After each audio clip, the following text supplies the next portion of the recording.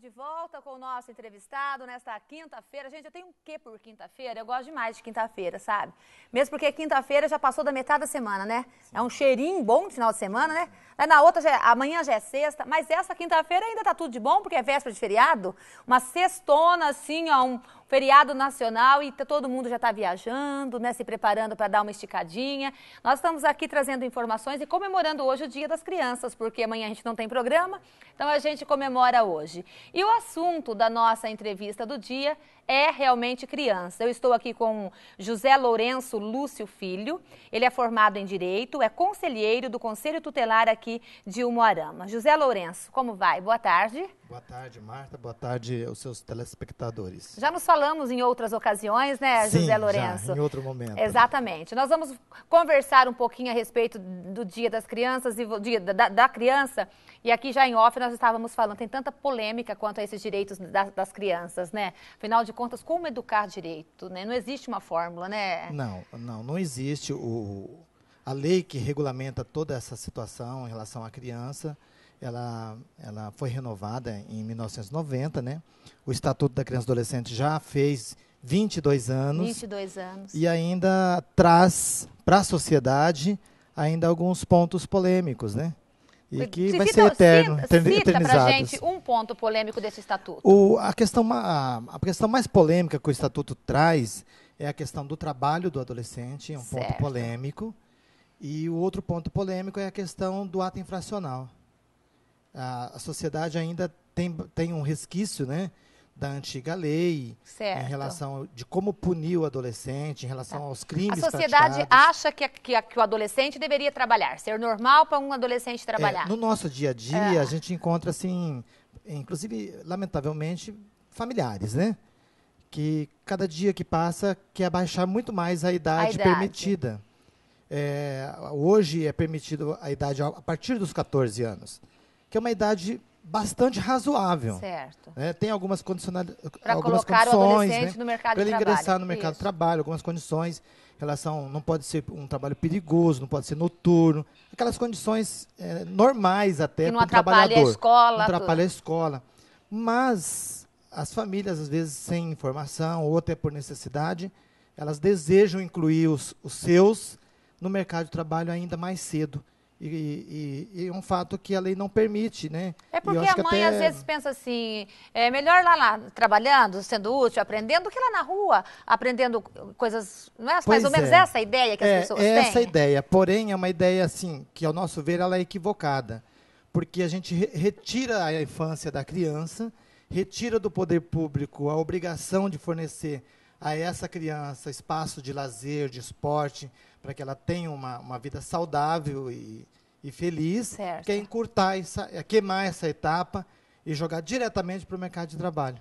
Mas toda essa proteção, gente, eu estou aqui discutindo e sanando até curiosidades do nosso público. Sim. Não dá assim aquela asa para a criança? Tipo assim, lembra da polêmica da lei da palmadinha? Que até uma lei da Xuxa, um projeto da Xuxa lá, né?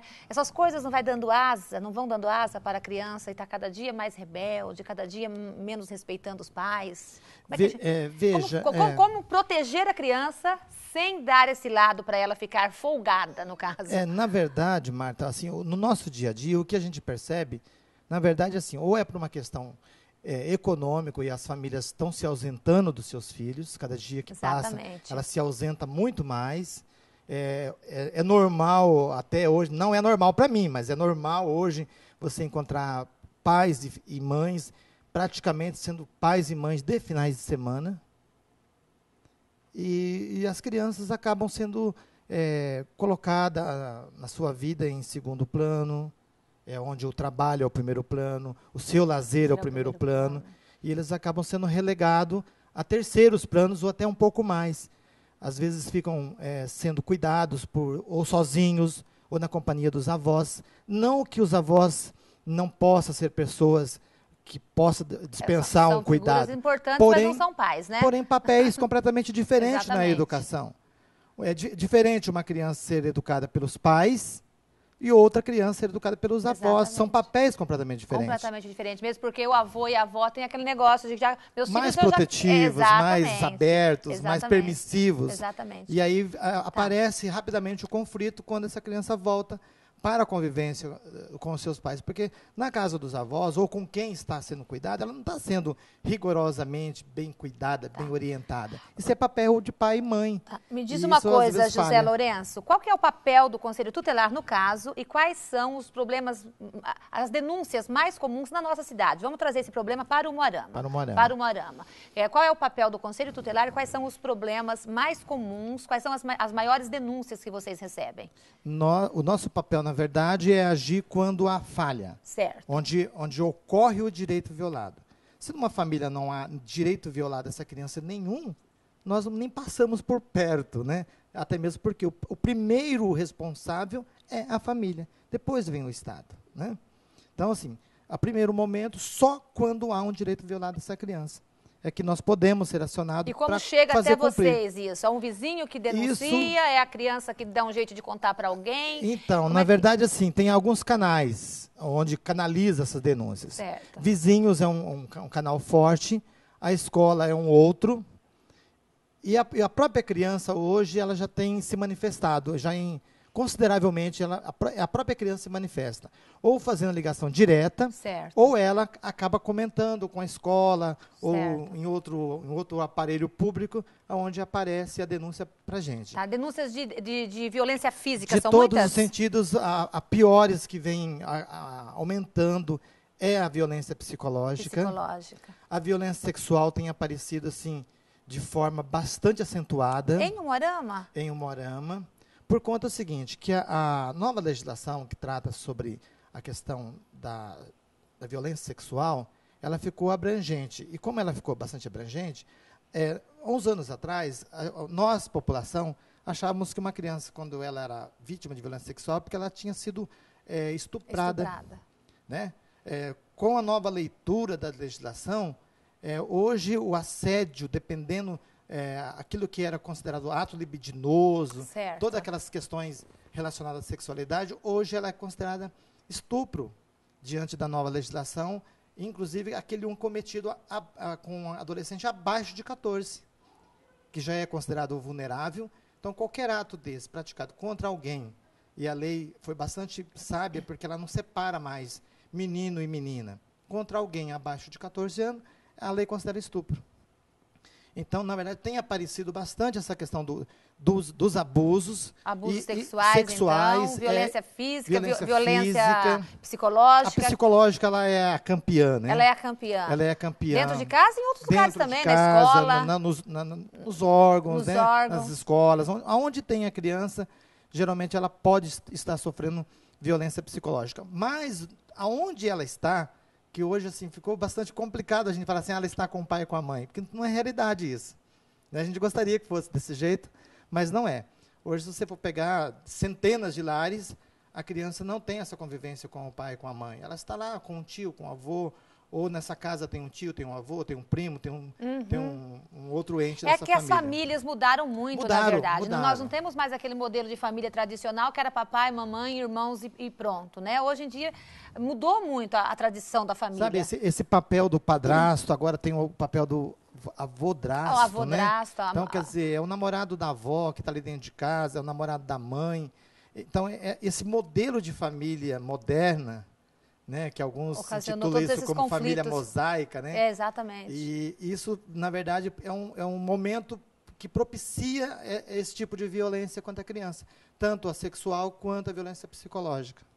Muito bem. Violência sexual, violência... Então, vocês recebem muitas denúncias. E como daí vocês agem? Como é que faz para tirar essa criança ou resolver o problema dessa criança? Vão punir esses pais ou essas pessoas, estou dizendo os pais, mas essas pessoas que convivem, que estão cometendo tais violências. Como faz para punir? Quando é a violência física, que ela deixa prova, ela deixa marcas, né, visível, o procedimento é via delegacia de polícia, a criança é submetida a um exame de corpo de delito. Isso prevalece na agressão física quanto na violação sexual. Ela é passada pelo corpo de delito para fazer a prova material da violência. O grande complicador é quando a criança se queixa da violência psicológica, porque, na verdade, ela vai ser encaminhada para o CREAS, que é o centro de referência do município, Certo. onde essa violência precisa aparecer nos atendimentos psicológicos. Né? E esse é um trabalho mais longo, mais demorado, porque, como todos sabem, todo trabalho que envolve a psicologia é lento, a criança precisa ter confiança, até mesmo porque ela estaria falando de uma pessoa ou das pessoas que têm a obrigação de protegê-las. Exatamente. Né? Elas são vítimas exatamente dessas pessoas. Como entender que uma pessoa que estaria ali para me proteger, de repente, é aquela que me abusa, violadora. Aquela que me bate, aquela que me abusa sexualmente, psicologicamente. Exatamente. Então, para a criança, é muito difícil ela revelar até mesmo a violência física. Né? A gente tem alguns casos, não são muitos, mas felizmente não são muitos, mas nós temos casos assim, praticamente de tortura. Meu Deus. Né? Porque é aquela violência contínua, permanente, né? E às vezes a criança, o pré-adolescente, isso acontece mais entre a criança e o pré-adolescente, e ele ainda tem aquele sentimento. Ele está entre o amor e o ódio. E o ódio, né? exatamente. Mas aí prevalece mais a questão do afeto, aquele pouco afeto ainda prevalece e ela acaba se furtando. Tá, acontece casos de ter de tirar a criança do meio que ele está e o Moarama tem um lugar para se enviar essas crianças, então, no caso de... alguns casos mais graves, a criança e o adolescente é retirado desse meio, ela é encaminhada ao abrigo Tilili, que aqui funciona aqui na Rotary, né? Que agora está sendo desmembrado em relação aos meninos acima de 12 anos, mas a única instituição em Moarama que recebe é o abrigo essas crianças é o abrigo Tilili. Você sabe quantas crianças tem lá? Não posso te informar, mas a casa está cheia. Está cheia. Então, essas crianças que vivem no abrigo são pessoas que foram retiradas dos ambientes onde viviam por conta de algum tipo de violência. De alguma forma, ela foi vítima de alguma violência de natureza grave. De natureza grave. Porque a legislação também mudou recentemente e hoje, para a criança ser alvo de uma medida de acolhimento, a natureza precisa ser grave. Ô, Luiz, e os pais visitam? Os pais, eu sempre falo pais, mas as pessoas visitam, familiares visitam essas crianças a partir que elas vão para o abrigo, elas perdem o contato com o familiar? Tem várias situações, Marta. Tem a situação daquela violência gravíssima que o juizado da vara da infância proíbe a visita, porque é necessária. Aqueles casos menos graves, é permitido a visita, até mesmo com o objetivo de refazer esse contato familiar, de refazer, inclusive, trabalhar a volta dessa criança ou desse adolescente para aquela família. Tem um trabalho que é feito com a família também, ou não? Tem um trabalho. Certo. Porém, assim, o grau de sucesso não é muito satisfatório, porque, na verdade, essas famílias estão adoentadas há anos, né? E em pouco tempo ela aparenta e às vezes até ter um uma alívio, melhora. Né? E às vezes até um alívio. Alguns não querem mesmo. Exatamente. Né, essa semana mesmo, só para ilustrar, eu tive um caso que a mãe falou, eu não posso não quero. E preciso deixar no abrigo. Eu falei, não é bem assim, não. Ai, meu Deus. A gente não pode, nós não temos um estádio, uma arama, né? São pré-adolescentes. Oh, meu né? Deus. Então, vira e mexe, a gente tem essa situação, confronta com essa situação. Existe pré-adolescentes, meninas que se prostituem na nossa cidade?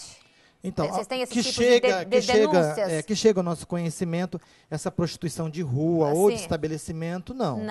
Não. A gente sabe que hoje a sexualidade dos adolescentes está bem desenvolvida. Muito cedo, né? acontece muito cedo, né? E a gente separa bastante essa questão assim, do adolescente que está numa vida sexualmente ativa, daquele que é explorado sexualmente. Tá. Ô Luiz, José, vamos mudar um pouquinho assim agora. Quero falar um pouquinho a respeito, né, de fiscalizar a vida noturna desses adolescentes, né? Acontece algo lá num clube, acontece algo na rua, cadê o conselho tutelar? Onde está o conselho tutelar? O conselho tutelar não vê isso. Qual que é o papel do conselho tutelar nesse momento? Para ver se um adolescente entrou num lugar que ele não podia entrar, se houve uma fiscalização. Na verdade, Marta, não é uma competência exclusiva do conselho tutelar em relação à fiscalização de ambientes onde possa ou não possa Tá. é a permissão do adolescente. A legislação diz assim, que o responsável pelo evento, ele precisa buscar no juizado da infância um alvará de autorização que disciplina exatamente essa faixa etária. Qual é a faixa etária do corte? Certo. Pode entrar abaixo de 14, pode entrar acima de 16. Qual é a faixa etária? E o responsável pelo evento, ele é responsável por essa filtragem. Por essa filtragem. E ele é totalmente responsável. Independente, se o evento for feito em clube, eles são solidários. O clube e o responsável pelo evento. Certo.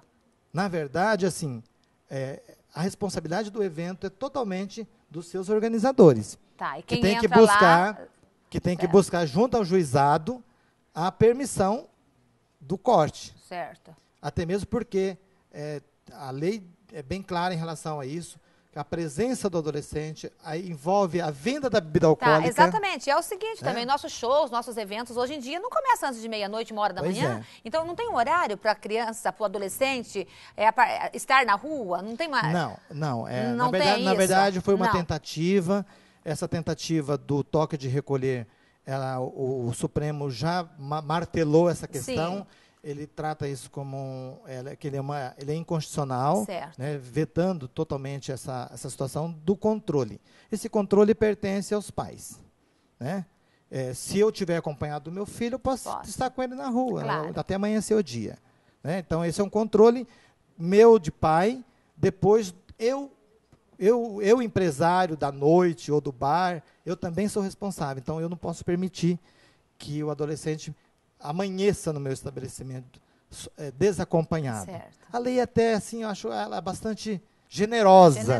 Porque ela fala assim, acompanhado de um responsável. Exatamente. Né? E isso gera ali, em alguns momentos, até dúvidas. Mas será que uma procuração da mãe? Né? Nossa, a gente encontra assim, mãe que quer dar procuração para que vai com a amiguinha, a mãe da amiguinha. Tem de tudo, né?